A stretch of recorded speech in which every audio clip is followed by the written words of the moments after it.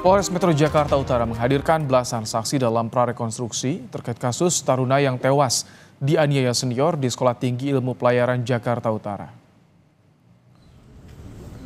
Prarekonstruksi yang digelar tertutup digelar Polres Metro Jakarta Utara terkait kasus tewasnya taruna tingkat 1 Putu Satria Anantarustika yang dianiaya oleh seniornya. 12 saksi dihadirkan termasuk tersangka Tegar Raffi Sanjaya. Rekonstruksi digelar untuk mengetahui masing-masing peran mereka dalam kasus penganiayaan taruna STIP.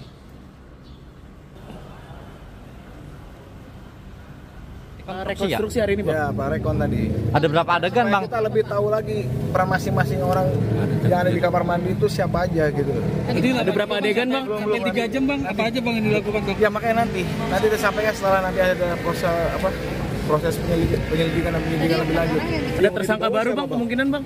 Kita sampaikan nanti. Jadi yang dibawa tersangkanya, Bang? Bukan itu masih saksi. Masih saksi. Yang tadi dimasukin ke mobil? Ya, masih saksi semua. Masih saksi. Berarti tersangka tadi dihadirkan dalam prarekon, Bang? Ya, kita bawa.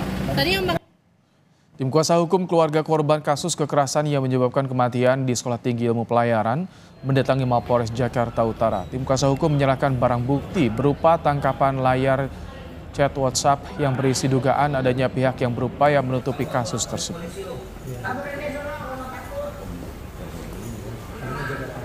Infonya taruna tersebut sakit serangan jantung sehabis olahraga pagi dan bersih-bersih kampus. Tim dokter bilang tidak ada tanda kekerasan, namun masih menunggu hasil visum. Infonya almarhum sudah diserahkan ke Dishub karena taruna titipan dari daerah.